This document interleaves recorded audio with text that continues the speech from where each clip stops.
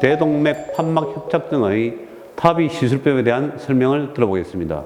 이 자리에는 부산대 순환기내과 이한철 교수님, 최정영 교수님, 오준혁 교수님 나와 계십니다.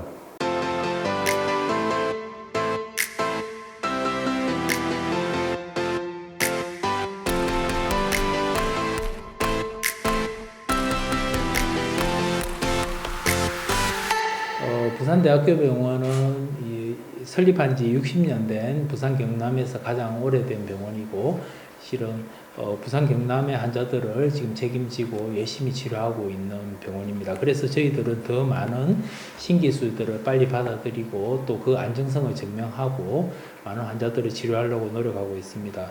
그래서 저희들은 아주 탑이 시술이 들어왔을 때 빨리 시작을 했었고 지금 많은 경험들을 축적해 가고 있습니다.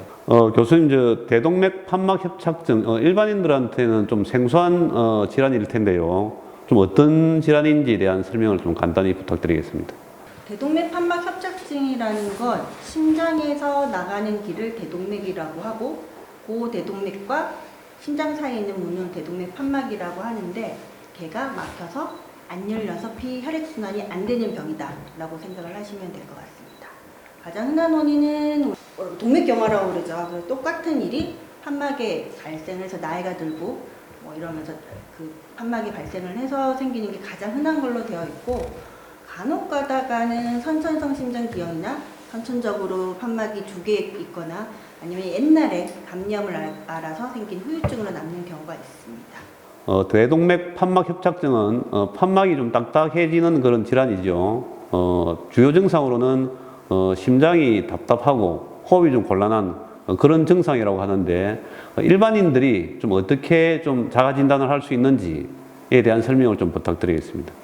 이 병은 증상이 없이 나타나는 경우가 굉장히 많습니다. 특히나 4단계가 됐는데도 불구하고 증상이 없이 나타나시는 분들도 계세요. 그래서 주기적으로 건강검진을 받으시거나 아니면 다른 이유로 검사를 받으러 가셨을 때, 병원을 가셨을 때 선생님들이 청진을 해주시고 소리가 이상해 라고 심장 초음파 한번 해보세요 라고 진단이 되는 경우가 굉장히 많습니다. 그래서 증상이 없이도 진단이 될 수 있는 병이다 라는 게 중요하고요. 증상이 없는데 중증이라고 해서 내가 꼭 수술을 해야 되나? 꼭 해야 되는 단계가 있습니다. 증상이 없지만 수술이나 시술을 하지 않았을 때는 시술이나 수술을 했던 환자에 비해서 거의 5배 이상의 사망률이 높다라고 되어 우리나라 데이터가 있기 때문에 반드시 선생님들이 이 정도는 너무 심하니까 하셔야 됩니다 라고 하실 때는 뭔가 수술이나 시술이 필요합니다. 교수님, 대동맥 판막 협착증 치료는 어떻게 합니까? 초기에는 약물 치료로 가능합니까? 대동맥 판막 협착증은 문제가 약물 치료가 없습니다. 그러니까 노화를 방지하는 약이 없다는 이야기랑 똑같다라고 말씀을 드리기 안타깝지만, 다만 동맥 경화가 일어날 수 있는 여러 가지 당뇨, 고혈압, 고지혈증, 담배피부 이런 분들은 조금 더 빨리 생길 수는 있다라고 되어 있지만, 이미 생겨 있는 대동맥 판막 협착증을 거꾸로 좋게 해주는 보톡스 같은 약은 없습니다. 그래서 적절한 시기에 정확한 진단을 받으시고 수술과 시술을 정확하게 하시는 게 현재까지는 최선의 방법입니다. 지금은 이제 대부분의 거의 뭐 90% 이상 대부분의 탑이 시술이 이제 대퇴동맥을 통해서 이제 시행이 되거든요. 아직은 탑이 기구가 조금은 큽니다. 일반적인 심장 관상동맥 협심증 시술하는 기구에 비해서는 좀 크기 때문에 다리 혈관을 이용해서 기구가 들어가야 되고, 그 기구를 이제 병이 생긴 판막 위치까지 위치시킨 다음에 그 기구를 뭐 2가지 방법이 있어요. 쭉 빼면서 펼치면서 넣는 방법이 있고, 또 다른 기구는 풍선으로 이제 벌리면서 고정시키는 방법이 있는데, 어느 기구를 쓰든지 적절한 위치에 그거를 위치시켜야 되고, 그렇게 하기 위해서는 이제 보조적으로 엑스레이도 봐야 되고, 그 다음에 조형 촬영을 하면서 위치가 맞는지, 그 다음에 심장 초음파를 같이 보면서 다른 합병증이 있는지 위치가 제대로 되어 있는지 이런 것들을 이제 실시간으로 보면서 진행을 하게 되는 거죠. 그리고 또 수술이랑 크게 다른 점은 그 수술은 뭐 병이 생긴 판막을 제거를 하고 새로운 판막을 넣는 경우가 가장 흔합니다. 뭐 다른 방법도 있지만 그렇지만 이제 타비는 이미 병이 생긴 판막을 없애지는 않아요. 그냥 병이 있는 판막 안에 판막 스텐트를 그냥 넣는 거거든요. 그래서 자기 판막은 그냥 그대로 있고 그 안에 스텐트를 한 개 더 넣는 거다. 그 안에 이제 새로운 판막이 기능을 하는 거죠. 대동맥 판막 협착증의 경우에 시술을 할 수도 있고 수술을 할 수도 있을 텐데요. 시술을 할 것인지 수술을 할 것인지 어떻게 결정합니까? 그리고 수술을 하지 않고 나는 꼭 타비 시술을 받아야 하겠다. 타비 시술을 좀 고집하는 환자인 경우에는 어떻게 합니까? 처음에 타비가 나왔을 때는 그 개용 수술, 흉부외과에서 하는 개용 수술을 이제 못 하시는 분을 대상으로 처음에 개발이 됐기 때문에 수술 위험도를 이제 먼저 처음에 봤습니다. 그렇지만 지금 점점 시간이 흘러가고 기구도 좋아지고 시술하는 방법도 좋아지고 해서 저위험 수술 위험이 이제 낮은 그런 분들에게도 이제 타비 시술이 좋은 치료 방법이 된다라고 권장되고 있지만 이거 하나만 가지고 이제 방법을 결정할 수는 없고요. 이제 각 환자 개개인별로 타비 시술을 하려고 하면 기구가 잘 들어갈 수 있는지, 그다음에 해부학적으로 그 시술에 적합한지 이런 거를 먼저 따져봐야 되고요. 또 수술적인 방법도 수술을 할 때 어떤 방법으로 할지, 그 위험도가 어느 정도 될지, 하면서 합병증이 어느 정도 될지 두 가지를 다 봐야 되는 거죠.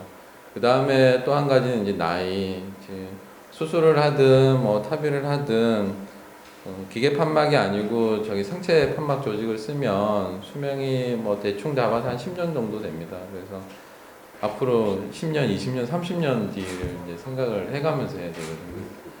그러니까 거기에는 이제 환자분의 의도도, 그 선호도도 들어가는 거죠.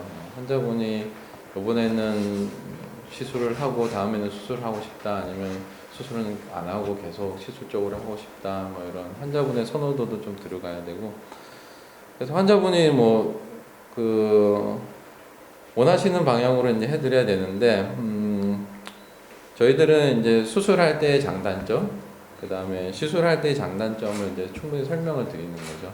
그러고 나서 환자분이 선택하는 방향으로 결정을 하고 있습니다.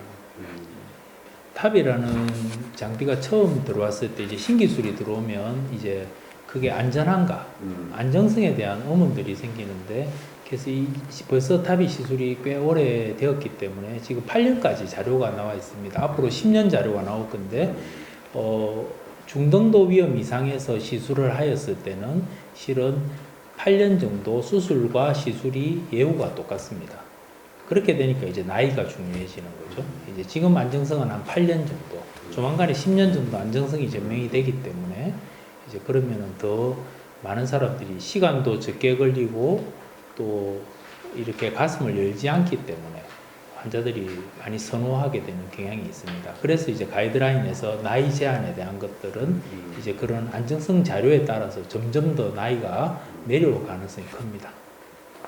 탑이 시술을 할 경우에 대개 한 3천만 원 정도의 이제 시술비가 부담되기 때문에 환자들한테는 경제적으로 큰 부담이 된다고 듣고 있습니다. 다행히도 올해 중으로 보험 급여가 확대될 계획이라고 하던데요. 보험 문제가 좀 어떻게 처리될지 여기에 대한 설명을 좀 부탁드리겠습니다. 탑이 시술이 이제 국내에 들어오고 난 뒤에 모든 기술들이 그렇지만 신기술은 처음에는 보험 급여가 적용이 안 됩니다. 그렇게 급여가 적용이 안 되기 때문에 거의 3천만 원 이상 되는 돈들을 환자나 환자 보호자가 부담하는 게 굉장히 큰 문제였습니다. 그래서 지금 현재는 이제 20% 정도를 이제 보험에서 부담을 해주고 있습니다. 그렇지만 환자와 보호자가 80%를 아직 부담한다는 것 자체가 굉장히 많이 부담스럽습니다. 지금 이제 아마도 올해에는 더 많은 보험급여가 확대가 될 것으로 지금 계획이 되고 있는 거로 여러 단체들에서 조정을 하고 있는 걸로 알고 있습니다. 그렇게 된다고 하면 특히 이제 그 조금 경제적으로 어려운 계층에서는 더 많이 시술을 편안하게 받을 수 있는 그런 혜택을 볼 수 있을 겁니다. 또 수술하는 의사들하고 토론을 거쳐서 합리적인 선에서 환자분들한테 가장 좋은 치료 방법들을 찾아내고 그런 사회적인 책임을 계속 노력을 할 겁니다. 또 이후에도 추가적으로 다른 판막들에 대한 또 극복되지 않은 병들, 뭐 심장 이식이라든지 승모 판막 시술 이런 시술들도 지금 실제로 도입해서 하고 있고 그런 것들을 적극적으로 시술해가면서 부산 경남에 있는 환자분들의 삶의 질을 올리기 위해서 최선을 다할 것을 꼭 약속드리겠습니다.